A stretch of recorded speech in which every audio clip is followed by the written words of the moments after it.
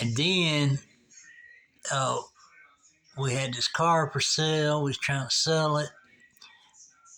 Red says, "Take me to the bank." We take him to the bank. He goes in. He gets multiple hundreds. I don't know exactly how much. He did. He was counting it in the front seat, but I don't know how much he had. So we was thinking he was going to buy the car. And he checked it out and he liked it and all that, but I guess he decided he didn't want the car. So we took him back and dropped him back off. But this is, way before all this took place.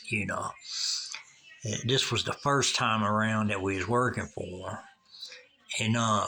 But he was a good dude, and he was good to get along with. He paid us good and, all that. But obviously, somebody probably was really after him because for him to dive on the floor when he heard the backfire of the truck told me at that time that obviously somebody's after him, for him to be acting like that.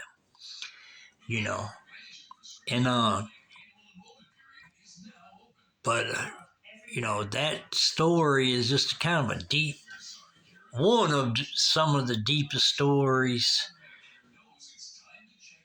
There's more to come, but that's one of the deep stories that I heard about on Trumbull. And actually, he was, a friend and actually worked for him and stuff like that. And, to me, he seemed like a good guy. But like I said, I only known him for the period of time that he had came to the neighborhood and then got involved with the apartment rentals. And then we started working with him. And, but he seemed like a good guy to me, and his old lady was a good person. So I really don't know what happened in the past with him, that he would have somebody trying to come and take him out, and his old lady for that matter. So I really don't know the backstory on that. But I do know that her brother, that's the story he told me. And so hopefully she's doing okay today. And I know there was a time that I ran into, this is Veronica's daughter, Melissa. I had ran into her at McDonald's on Springwells one time, and I talked to her for a while. And I was asking her about everybody, how's everybody doing, and stuff like that. But that's the last time I've seen her, so I hope she's doing well. A shout out to Melissa and Vito. Vito is her brother. And so hopefully they're doing good today. And but that's one of the stories that happened on Trumbull. And like I said, Red was a good dude. And I don't know what happened in his past that, would cause somebody to come and, take him out, and tried to take his wife out too, to be honest with you. And but her brother told me that she survived. So I guess that's where he got the story from her. And you know, so, or if he didn't get the story from her, she might have told her sister, Veronica, which that's still his sister, and maybe Veronica told him the story. I don't know, but it either came from Veronica or from Red's old lady for him to be able to tell me the whole story, what happened. So anyways, when he told me that Red had got shot and killed twice. He got shot twice and killed, and then his sister got stabbed multiple times in the back of the neck. uh, I felt bad for him, you know what I mean? But crazy events like that took place in Detroit. As crazy as it may sound, that's just things that happened back in the day. And but things never happened for.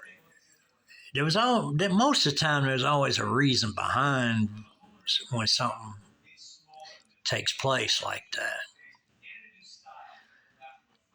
But I just thought that was really a really crazy event that took place, and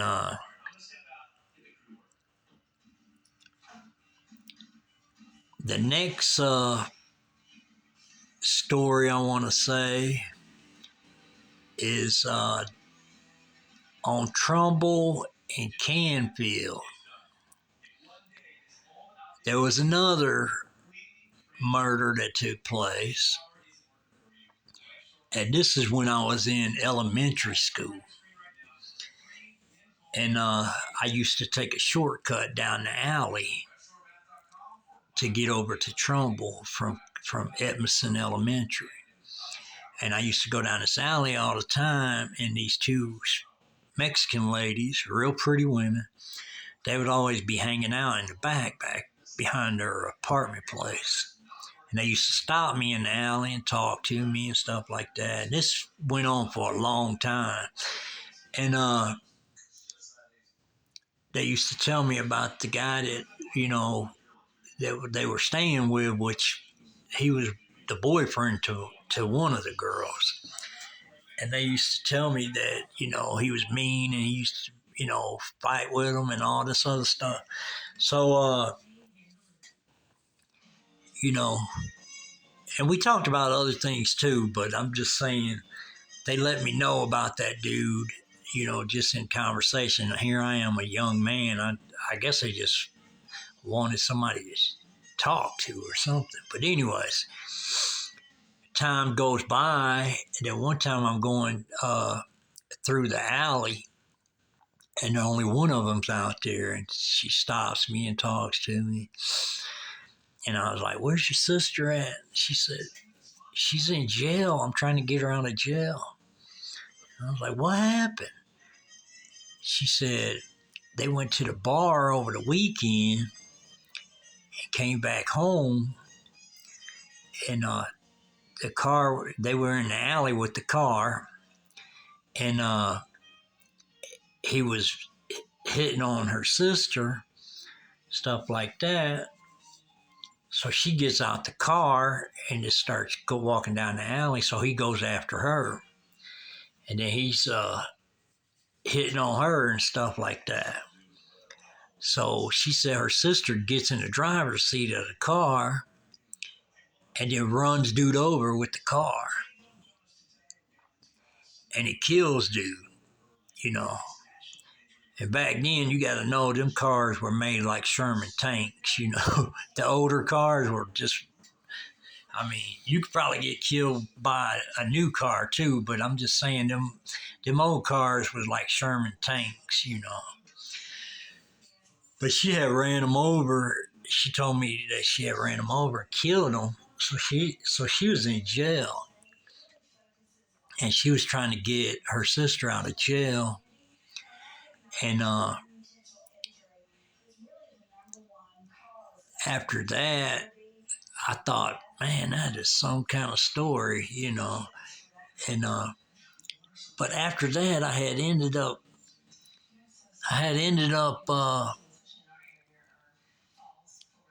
moving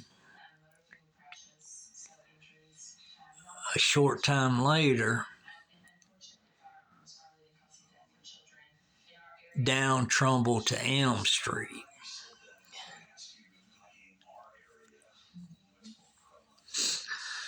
And when I moved down to Elm Street, I really just didn't see them girls anymore. And so I don't know if the girl got her sister out and they had moved away, or what the deal was, but I just didn't see him anymore, you know.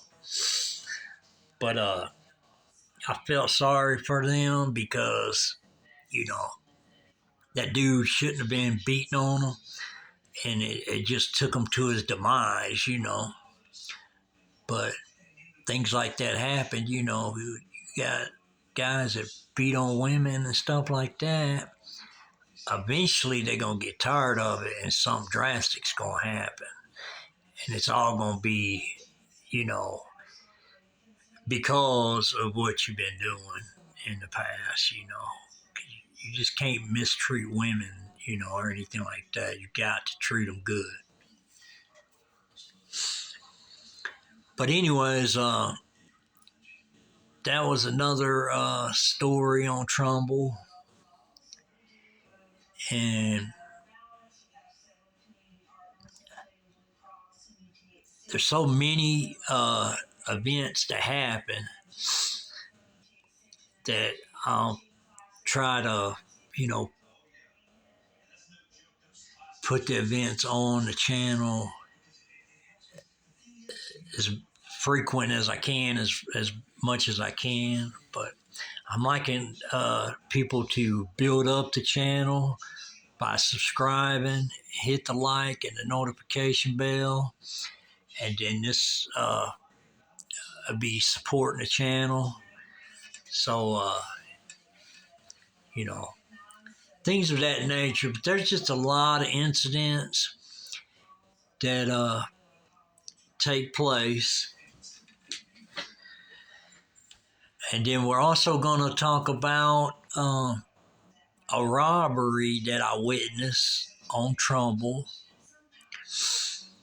And this was on Trumbull and Temple. And there's a hamburger spot that was across the street from Mr. Cadina's house. And then it had an empty parking lot next to it. And it's pretty close to Cheap Charlie's bike shop. But anyways, I was in there. They had a big picture window, you know, where you could see out on Trumbull. And I was in there waiting on some burgers to be cooked. And they got like, you know, these little round bars, kind of like bar stools that spin around. And then they got like a bar table, and you could just be looking straight out the picture window. So I'm just sitting there waiting on my burgers to cook, and I'm looking out the window. And then I see this old man. He's walking down Trumbull headed toward the Temple store. And then I see these two dudes behind him,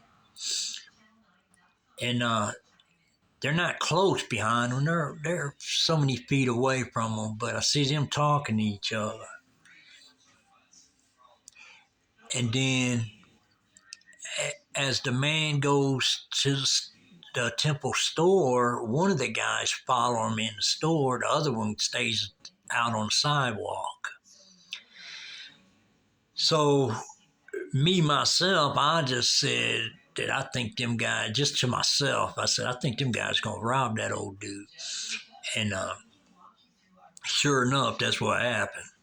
But while I'm sitting there waiting on my burgers, the one guy goes in the store with the old man, and then the old man comes out, and then the guy comes out behind him, and then he walks past the other guy that's on the sidewalk. And then once he gets past, his other friend meets him, and then they say a few words to each other, and then one guy grabs the old guy from behind, and between his legs and stuff, just picks him up, slams him on the sidewalk, and then they reach in his pocket, take his money, and then take off running, you know. So I thought that was a crazy incident too, you know. But my story is really different from a lot of people's. You know, everybody has a life story and stuff like that. But my story is just totally different from other people, just by all the things I've seen happen, I've heard happen, and some things that's happened to me. And so that being said, them guys robbed old man. They took off running. The old man gets back up, and then he just starts walking away. But that was just another incident that happened in Detroit on Trumbull Street. And but anyways, that part of the story, we're just gonna go ahead and cut it off right here, and we'll be back on to share some more stories. Uh, but just subscribe, hit the like, and the notification bell. Also, you can share these audios, and we do have shorts, that we got put up and stuff like that. So stay with us, grow with us, be a part of Detroit's darkest times. We appreciate you. We out.